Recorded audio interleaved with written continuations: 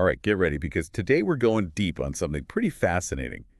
It's a book called Child Guidance by Ellen G. White. It came out way back in 1954. And it's not your usual parenting advice book. White was a super well-known writer and a devoted Christian. And she really lays out this whole philosophy of raising kids that's rooted in faith and the Bible. And what's really interesting is how she brings in her own experience. She raised 4 boys, but then she also talks about these divine visions she had. Can you imagine trying to tell that to your pediatrician now? Right. But for her, these visions weren't just some vague ideas. She believed they gave her real practical insights into raising kids with strong morals. So it's like she had this extra layer of guidance shaping her views. Exactly. And this wasn't just a quick little pamphlet she threw together. This book brings together 70 years of her writing. Wow. Talk about dedication. One of the first things that jumped out at me was this idea that the home is the child's most important school.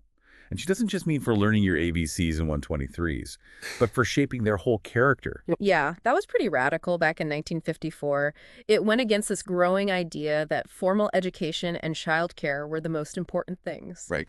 She was basically saying, hold on, parents are the primary educators. Interesting. She really believed that everything a child learns, from learning to walk to developing a sense of right and wrong, starts in the home. And those early years, they're so critical for a child's future. It's like she was saying, forget those fancy preschools with all the jungle gyms. The real jungle gym is your living room. Exactly. And it's not just about making sure kids are well behaved. White goes really deep into this concept of the power of habit. Yeah. It's almost like all those tiny everyday things we do, things we might not even think about, actually shape who we become. Yeah. It's fascinating. She links those small, seemingly insignificant choices to something as huge as character development, like brushing your teeth. It's not just about hygiene, it's about teaching discipline and self-care, helping with chores. It's not just about keeping the house tidy, it's about building responsibility and contributing to the family. So it's not just about teaching kids right from wrong. It's about making those values a part of who they are. Yeah. Almost like muscle memory for being a good person. But of course, no parenting book would be complete without talking about discipline. Right, and this is where White's mix of faith and real-life experience shines. She walks this line between love and firmness, emphasizing boundaries and consequences, but always keeping in mind the ultimate goal, guiding kids towards really understanding right and wrong. So it's not about punishment just for the sake of punishment. It's more about helping kids internalize those moral boundaries. Exactly. But it's not just some detached set of rules. White ties discipline back to the idea that the home is a place for spiritual growth. Yes. That's a key difference between her approach and more secular parenting advice. It's not just about raising well-adjusted members of society. It's about nurturing a child's spiritual development. For her, the home is this sanctuary where faith grows and kids can build a relationship with God. Okay, I have to admit, this whole idea of weaving spiritual principles into every part of raising kids, it's pretty different from what I'm used to hearing. It almost feels like a lost art these days. It definitely challenges how we think about parenting today. Back then, faith was a much bigger part of everyday life. But even now, White's approach makes us ask some interesting questions. How might consciously bringing spirituality into parenting change a child's worldview, their values, even how they deal with challenges in life? It really makes you think about the long game. Not just getting through each day, but setting the stage for the kind of adult we want our kids to become. But before we get too far ahead, let's break down some of White's specific advice for parents. Okay, sounds good. She actually gets into a lot of detail about things like setting a regular routine, having clear expectations, and even teaching practical life skills like cooking, sewing, or carpentry. Can you imagine telling a teenager today that they need to know how to darn a sock? That's hilarious. But there's something to be said for that self-sufficiency. Especially now, it's like she wanted kids to have more than just good grades. She wanted them to be ready for, well, life. But we've only scratched the surface of what this book covers. There's so much more to explore. Definitely. Yeah, for sure. We've really only just started talking about all the wisdom in child guidance. It's like opening this time capsule, It gives us this glimpse into how people used to think about parenting, but also about the whole idea of family and its place in society. Okay, so let's dig a bit deeper into some of those specific things you mentioned that White recommends. She seems to be a big believer in routine and clear expectations. Was that just the norm back then, or was she ahead of her time on that one? Well, it's interesting. On the one hand, having a structured home life was pretty common back then. But White took it further. It wasn't just about order for the sake of it, it was about creating stability and predictability for kids, which she thought helped them feel secure and trusting. So it's like knowing what to expect frees up their minds to focus on learning and growing. Right. Makes sense. But let's face it, even with the best routines, kids will be kids. They're going to push those boundaries and test the limits.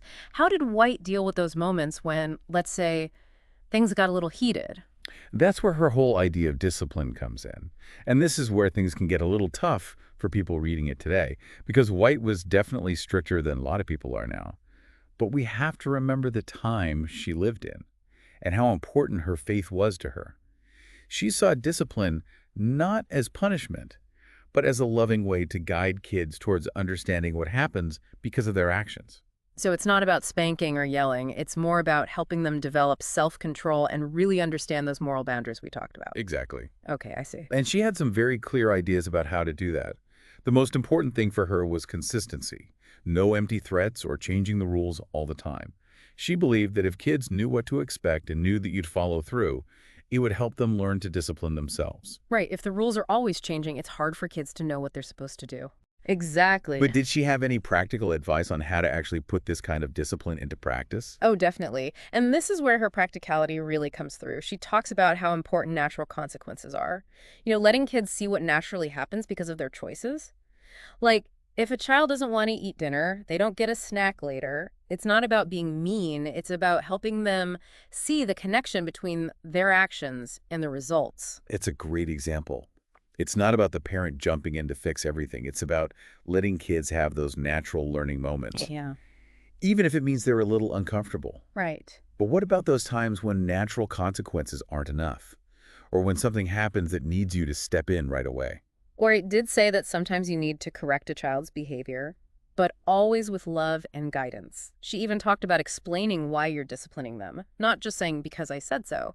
She wanted kids to understand why some things were wrong, not just blindly follow the rules. It's like she wanted them to really get it, not just obey. That's a pretty sophisticated approach for a book written so long ago. It really is. And it shows how much she believed that kids, even very young ones, can reason and develop morally. She didn't think of them as empty containers to fill up, but as individuals with their own personalities and potential. And that brings us back to her big idea about the home being a learning environment. It's not just about school subjects. It's about character, spirituality, and giving kids those practical skills we were just talking about earlier. Exactly. She saw the home as this lively place for learning, where you encourage curiosity, and kids are free to explore what interests them and what they're good at.